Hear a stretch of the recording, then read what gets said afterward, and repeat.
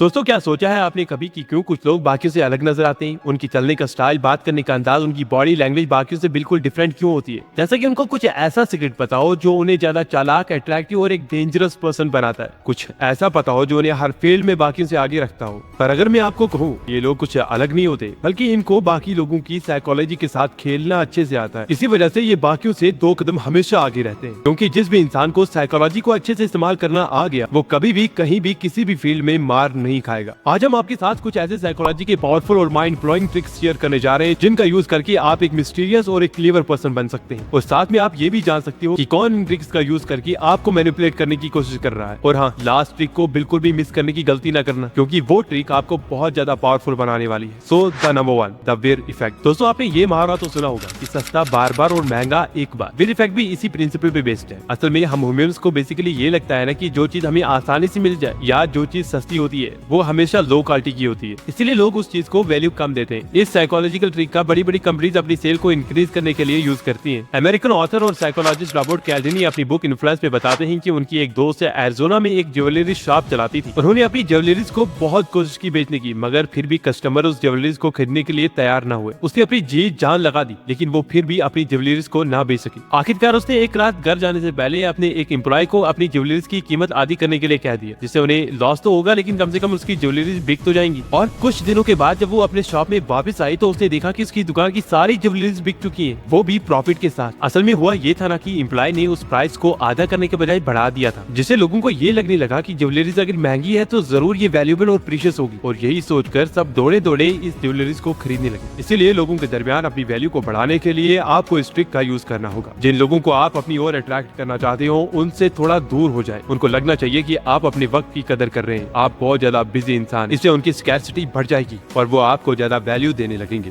Second, commitment consistency. कभी सोचा है कि कैसे कुछ लोग दूसरों का इस्तेमाल करके उनसे काम निकलवा लेते हैं, जैसे उनके पास कोई जादू हो? वेल, ये कोई मैजिक नहीं होता, बल्कि एक साइकोलॉजिकल ट्रिक होती है जिसे आप भी आसानी से सीख सकते हो। चलो इसे सिंपली समझते हैं। जब आप किसी पर्सन से छोटी सी रिक्वेस्ट करते हो या कोई फेवर मांगते हो, तो वो आसानी से आपका काम कर देता है। और फिर आप जब उसे कोई बड़ा फेवर मांगते हो, तो वो उसे मना नहीं कर पाता। चलो हम इसे सिंपली समझते हैं। जब आप किसी इंसान से कोई रिक्वेस्ट करते हो या एक फेवर मांगते हो, तो वो आपका काम कर देता है। इससे वो एक बड़ा कमिटमेंट लेने के लिए रेडी होता है। यानी अगर आप उससे दोबारा कोई बड़ा फेवर मांगोगे, तो वो 100% उसे पूरा करेगा। यानी पहले आपको एक छोटा फेवर मांगना है, फिर आहिस्ता आहिस्ता करके उसे बढ़ाते जाना है। अब सोचो, अगर आप अपने किसी दोस्त, कोलीग, कजन से हेल्प के लिए एक स्मॉल रिक्वेस्ट करते हो और वो आपकी हेल्प कर देता है, और जब आप उनसे एक बड़ा काम करने के लिए कहते हो, तो वो आपको मना नहीं कर पाता, क्योंकि उन्होंने पहले आपकी एक छोटी रिक्वेस्ट पूरी की होती है। इससे उनके दिमाग में एक डर होता है, अगर मैंने ये काम ना किया तो मेरे पिछले किए कराए पर पानी फिर जाएगा। Third, the scarcity principle. Psychology की ये ट्रिक हमें बताती है कि जो चीज बहुत ज्यादा कम हो, उसकी वैल्यू खुद ब खुद बढ़ जाती है, क्योंकि एक ह्यूमन ब्रेन का एक नेचुरल इंस्टिंक्ट है कि जब कोई चीज लिमिटेड या रेयर यानी बहुत कीमती लगती है, तो उससे ज्यादा वैल्यू देने लग जाते हैं। सोचो, अगर आप किसी चीज को सेल कर रहे हो और ये कह रहे हो कि एक अच्छी डील है, आपको इसे लेना चाहिए, तो लोग इतना इंटरेस्टेड नहीं रहेंगे आपसे चीजें लेने के लिए। वहीं पर अगर आप ये कहते हैं कि इस प्रोडक्ट में सिर्फ 5 पॉइंट बाकी और ये ऑफर सिर्फ 24 घंटे के लिए वैलिड है, तो लोगों के दिमाग में एक अर्जेंसी क्रिएट होगी और वो अपना डिसीजन लेने में जल्दी करेंगे। वो सोचेंगे कि ये अपॉर्चुनिटी अगर मिस हो गई तो हमें दोबारा ये अपॉर्चुनिटी ना मिले। इसी साइकोलॉजिकल प्रिंसिपल को सिर्फ आप मार्केटिंग में नहीं, बल्कि अपनी डेली लाइफ में भी अप्लाई कर सकते हो। अगर आप अपने आप को बिजी दिखाते हो और दिखाते हो कि आपका टाइम लिमिटेड है, तो देखना लोग आपको कितना ज्यादा वैल्यू देते हैं। Last but not least, reveal your weakness before others do. इस साइकोलॉजिकल प्रिंसिपल के अकॉर्डिंग हम ह्यूमंस की ये बेसिक नेचर होती है कि हम अपनी एबिलिटीज को ओवर एस्टिमेट करने की कोशिश करते हैं। यानी अगर हमें किसी काम को करने के लिए 2 घंटे लग रहे हैं, लेकिन हम ओवर कॉन्फिडेंट होकर ये कह देते हैं कि हम इस काम को 1 घंटे में कर देंगे, फिर उसी काम को करने के लिए आपको बहुत ज्यादा टाइम लग जाता है, जितना आपने सोचा भी नहीं होता। तो नेक्स्ट टाइम आप कोई भी प्लानिंग करने बैठो, तो रियलिस्टिक और प्रैक्टिकली होकर सोचना, ताकि उस काम को आप अपने टाइम पर खत्म कर पाओ जो आपने सोचा है। वरना अगर आप बड़ा चढ़ाकर प्लान करोगे, तो आप उसमें फेल हो जाओगे। किसी से कोई कमिटमेंट करोगे, उसमें आप फेल हो जाओगे। इससे दुनिया के सामने आपकी कोई रेस्पेक्ट नहीं रहेगी। ये प्रिंसिपल आपको डेली लाइफ में डिसीजन लेने में बहुत हेल्प करेगी और आप बाकियों से एक कदम हमेशा आगे रहेंगे। उम्मीद है ये वीडियो और मेरे बताने का अंदाज आपको अच्छा लगा होगा। ऐसे और वीडियोस के लिए सब्सक्राइब कर दें।